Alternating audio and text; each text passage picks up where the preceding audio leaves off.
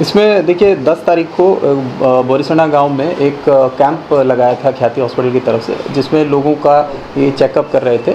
और उस चेकअप में जो है चेक करने के बाद इन्होंने कुछ लोगों को बोला कि आपको आगे और जो है इन्वेस्टिगेशन की ज़रूरत है। तो उसके लिए इन्होंने जो है 19 पेशेंट्स के लिए वहाँ से बसेस का अरेंजमेंट किया, जिनको यहाँ पे ख्याति हॉस्पिटल में लाया गया। 19 पेशेंट्स में जो है उनको बताया गया कि भाई आगे आपको एंजियोग्राफी और एंजियोप्लास्टी की ज़रूरत है।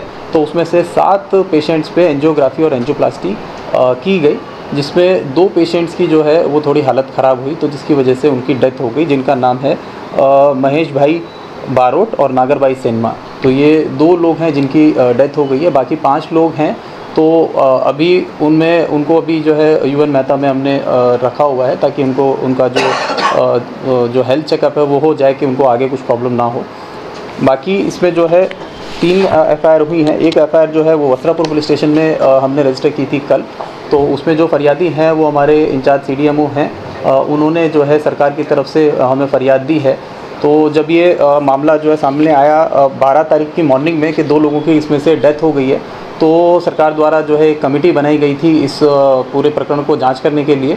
जिस कमेटी की रिपोर्ट जो है वो कल आई है, उस रिपोर्ट के बेसिस पे हमने जो है ये एफआईआर रजिस्टर की है। उस रिपोर्ट में ऐसा बताया गया है कि इसमें जिन लोगों के ऊपर एंजियोग्राफी और एंजियोप्लास्टी की गई थी, उसमें से जो है पेशेंट्स पे वो प्रोसीजर करने की ज़रूरत नहीं थी। तो ऐसा जो है उस रिपोर्ट में बताया गया है। तो जो ब्लॉकेज, उसमें ऐसा काफ़ी सारे फैक्ट्स मेंशन किए हैं। उसमें से एक फैक्ट ये है, जैसे कि ब्लॉकेज अगर आपका किसी पेशेंट का 20% या 30% है, लेकिन उसको चेंज करके 80% या 90% जो है दिखाया गया है, ताकि उसमें स्टेंट जो है डाला जा सके, तो वो जो है चीटिंग या फॉर्जरी जो है वो की गई है। तो ये रिपोर्ट में सामने आया है। और इसमें ये भी सामने आया है कि शायद ये प्रोसीजर इसलिए किया जा रहा था क्योंकि जो PMJAY का जो योजना है उसमें से पैसे जो हैं वो लिए जा सके। तो ये अभी जो है आगे इसमें इन्वेस्टिगेशन होगा तो पता चलेगा कि इसमें जो है इसका कारण क्या रहा है। फ़िलहाल जो हमें रिपोर्ट जो आई है, उस रिपोर्ट पे ऐसा लिखा है कि इसमें जो पेशेंट्स थे उनमें ये एंजियोग्राफी और एंजियोप्लास्टी करने की ज़रूरत नहीं थी। अभी हमने ये एक फ़रियाद जो है वो रजिस्टर की है, जिसमें मैंने बताया कि जो इंचार्ज सीडीएमओ अहमदाबाद हैं उन्होंने हमें फ़रियाद दी है। वो उस रिपोर्ट पे आगे और हम जो है उसमें डिटेल में जाएंगे, जिसके लिए हम मेडिकल जो डॉक्टर्स हैं उनकी भी हेल्प लेंगे, जो एक्सपर्ट्स हैं और जो फॉरेंसिक्स हैं उसकी भी हम हेल्प लेंगे। PM रिपोर्ट इसका अभी आना बाकी है। बाकी 2 फरियाद जो हैं वो कड़ी में 0 एफआईआर तरीके रजिस्टर हुई हैं, वो वहाँ से यहाँ पे ट्रांसफ़र होकर आई हैं। तो वो हमने अभी यहाँ पे वस्त्रापुर में वो भी इधर ही रजिस्टर किए हैं। तो अभी 3 एफआईआर हुई हैं जो सरकार तरफ से है, और वो हमने उसमें मेनली जो है कल्पेबल होमिसाइड, चीटिंग, फॉर्जरी, ये सेक्शंस हमने लगाए हैं। और जो मरण जाना की तरफ से जो फरियादी आए हैं उनमें 2 अलग अलग हमने एफआईआर की है, 2 जो मर गए हैं उनके लिए। तो उसमें वो जो हमने कल्पेबल होमिसाइड का लगाया है और चीटिंग का लगाया, क्योंकि वो जो कंसेंट उनसे लिया गया था स्टेंट डालने के लिए, वो कंसेंट जो है फ्रॉड तरीके से लिया गया। उनको गलत चीज़ बताई गई कि भाई आपको ब्लॉकेज है, तो वो कंसेंट जो है वो फ्रॉड तरीके से लिया गया, तो उसमें चीटिंग और फॉर्जरी का एलिमेंट आया है। तो वो हमने उसमें 2 अलग अलग उसमें किया है। तो ये तीनों जो है वो हम एफआईआर को इसको क्लब करना है क्या है, तो वो हम लीगैलिटी उसकी देख के और उसमें फिर हम आगे इन्वेस्टिगेशन करेंगे।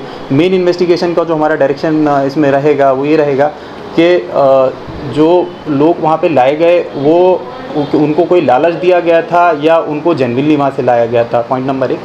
दूसरा, जब उनको ये बताया गया कि भाई आपका ब्लॉकेज है, जैसा कि रिपोर्ट में बताया है, तो उस रिपोर्ट में और डिटेल में हम जाएंगे कि भाई उसमें उनको किस तरीके से उसमें किस टाइप से फॉर्जरी उसमें की जा रही थी, कौन कौन से डॉक्यूमेंट्स उसमें फोर्ज किए गए थे ब्लॉकेज को दिखाने के लिए।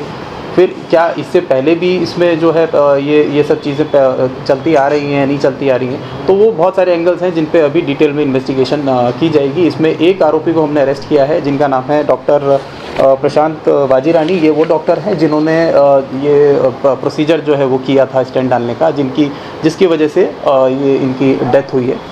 तो इसमें कल्पेबल होमिसाइड लगाने का रीज़न ये है क्योंकि उसको ज़रूरत ही नहीं थी और जानबूझ के उसको लगाया गया। तो वो जो है कहीं ना कहीं मतलब उनको पता था कि भाई अगर गलत आप तरीके से स्टेंट डालेंगे तो कहीं ना कहीं वो डेथ उसकी कॉज कर सकता है। तो ऐसा वो जो रिपोर्ट है उसमें भी ऐसा लिखा है। बाकी के जो 4 आरोपी हैं उसमें से जो कार्तिक पटेल है वो बताया जा रहे हैं कि वो इंडिया में नहीं है, वो ऑस्ट्रेलिया में है। तो बाकी जो 3 हैं संजय पटोलिया, चिराग राजपूत और राजश्री कोठारी, तो इनसे अभी हमारा संपर्क नहीं हो पा रहा है। तो हमने इसमें टीम्स लगा दी हैं, क्राइम ब्रांच की टीम भी लगी हुई है, जोन 1 LCB भी लगी हुई है, और जो लोकल हमारा जो वस्त्रापुर पुलिस स्टेशन है वहाँ से भी हमने अलग अलग टीम्स जो है वो लगाई हैं कि इनको हम ले पाएँ और इनसे हम पूछताछ करें कि इसमें सारा का सारा मामला ये क्या था, क्या इसमें डायरेक्टर्स इन्वॉल्व थे, क्या इसमें जो हॉस्पिटल का मैनेजमेंट स्टाफ था वो इन्वॉल्व था, ये इसमें किस तरीके से ये सब चीज़ें चल रही थी। तो वो सारी चीज़ें जो हैं धीरे धीरे करके वो इन्वेस्टिगेशन में सामने आएंगी। सर बाकी लोगों ने जो बने फरियाद हुई इसमें कौन कौन आरोपी है? देखिए इसमें आरोपी जो है वो सेम ही है। इसमें जो है 5 आरोपी नाम से हैं और बाकी जो है अन्य में है। तो वो अन्य में जो इन्वेस्टिगेशन में पता चलेगा कि कुछ लोग ऐसे हो सकते हैं कि जैसे ये डॉक्टर अभी यहाँ पे थे, लेकिन इनके अलावा भी डॉक्टर से हो सकता है कि उन्होंने भी प्रोसीजर किए हों पहले। तो वो चीटिंग जो गवर्नमेंट के साथ तो ये कर रहे थे PMJAY में, तो उसमें हो सकता है कि और बहुत सारा जो चीज़ें हैं वो सामने आ सकती हैं। तो वो अभी उसमें लेकिन कुछ कहा नहीं जा सकता, वो डिटेल इन्वेस्टिगेशन का मामला है। इस पर्टिकुलर में जिसमें 2 जो मरण जनार हैं उस वाले केस में तो ये 5 लोग अभी हमने किए हैं। बाकी जैसे जैसे रोल निकलता आएगा वैसे वैसे उसमें देखा ये केस के अंदर कुल कितनी टीम काम कर रही है और कोई फर्दर कोई कलम ऐड हो सकती है इसके अंदर?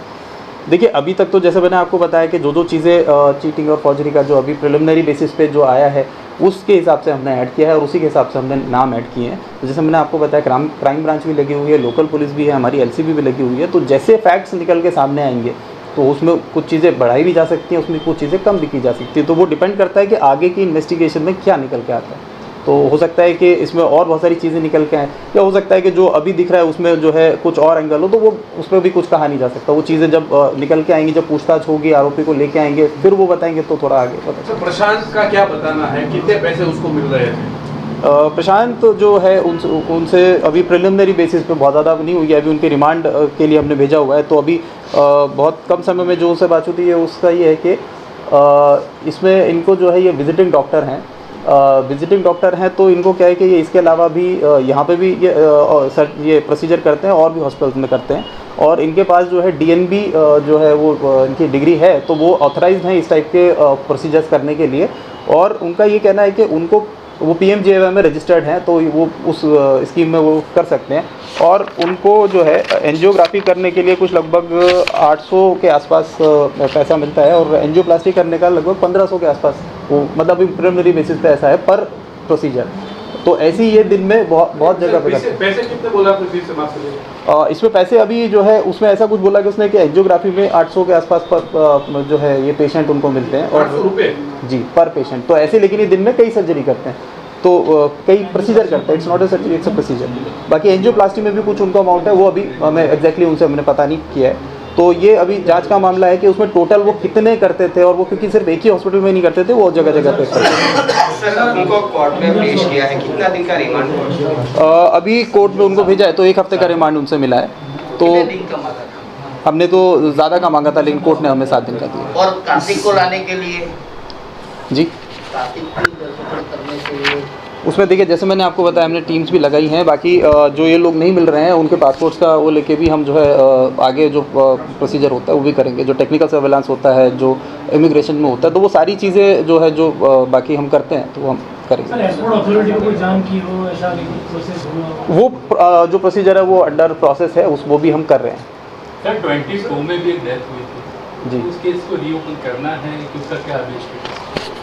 देखिए ये जैसे मैंने बताया कि अभी हमें बहुत क्लियर आइडिया नहीं है कि क्या है। जैसा कि मैंने आपको बताया कि अभी मोटा मोटा जो रिपोर्ट जो दी है उसके बेसिस पे ये किया है। लेकिन वो रिपोर्ट जो है केवल इस मामले के रिगार्डिंग है कि इस पर्टिकुलर केस में क्या हुआ। तो उसमें हम आगे जब इन्वेस्टिगेट करेंगे तो हो सकता है कि उसमें पुराना जो केस आप बता रहे हैं कि हो सकता है कि उसमें ऐसा हो, लेकिन अभी जो हमें पता है वो केवल ये रिपोर्ट का है। तो अभी इसमें जैसे जैसे चीज़ें सामने आएंगी तो वो चीज़ें लिंक करके उसमें देखना पड़ेगा कि वो उसमें भी वैसा था या नहीं था।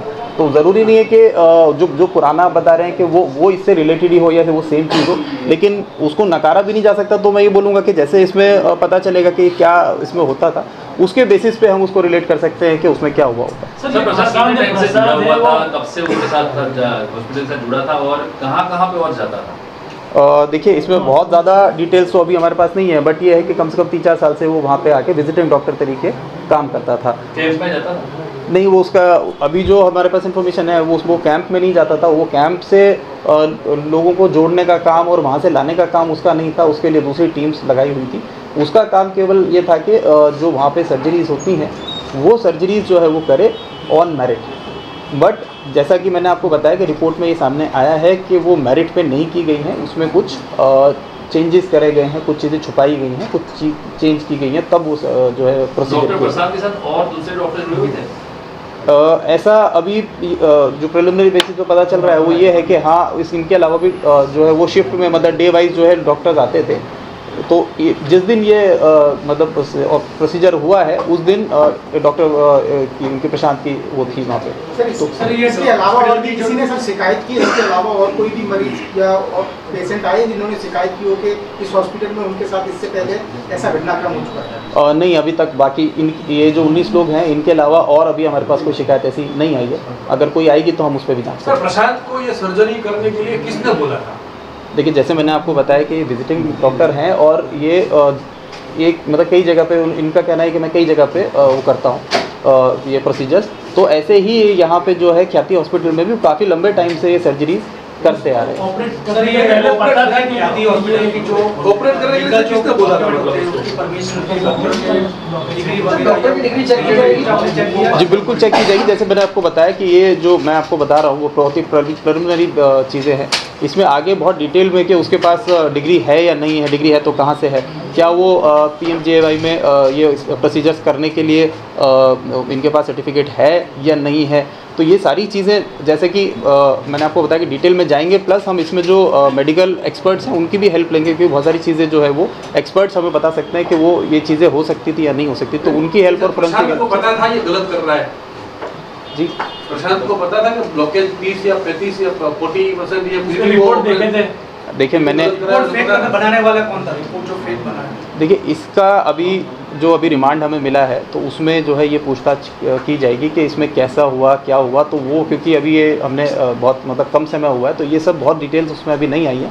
धीरे धीरे करके ये सब इन्वेस्टिगेशन में पता चला। सर ये पूरा रैकेट जो था मतलब जो अप्रूवल लेना था, वैष्णव जन तो तेने कहिए जे पीड़ पराई।